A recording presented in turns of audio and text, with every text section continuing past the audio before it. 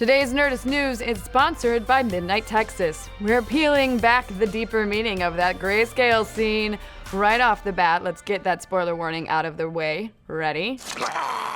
Okay, so in what culminated in one of the greatest smash cuts of all time, the second episode of Season 7 Game of Thrones treated us to the crustiest, most cringeworthy skincare session ever, putting those cyst-popping videos to shame and making me super happy.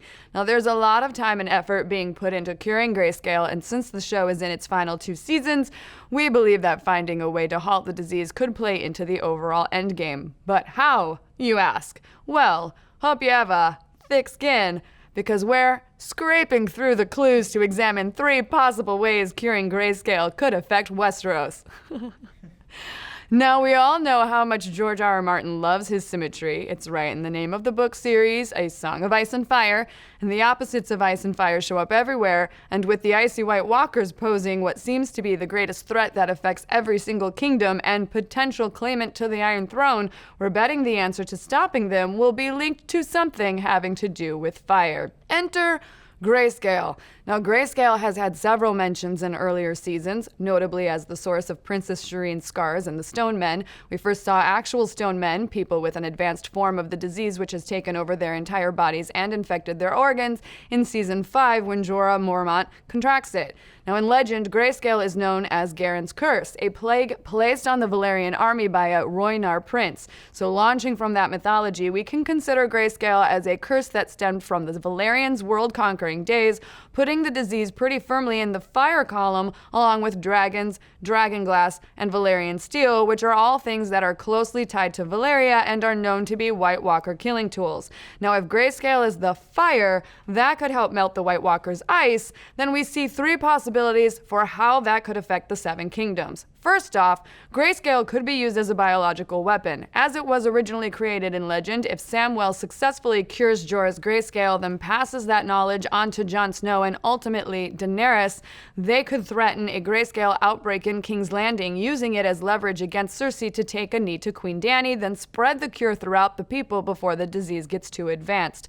Notice how many times the Citadel Archmaester mentions that the disease is curable if it's caught early. We think that many mentions of that factoid must mean it's going to come in handy later.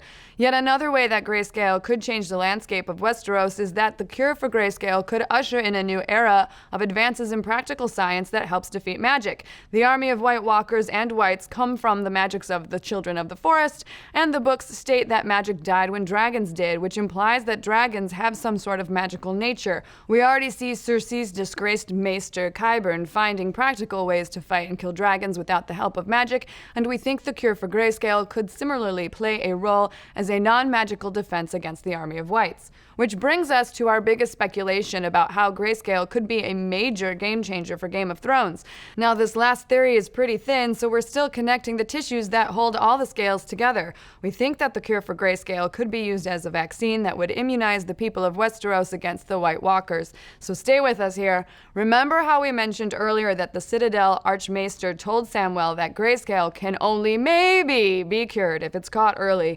Well, the scientific reason that early onset treatment could work to stop the disease is that the body is churning out antibodies to fight off infection in the first stages, but the scaly tumors overwhelm the immune system so that the production of antibodies can't happen fast enough to fight off the illness.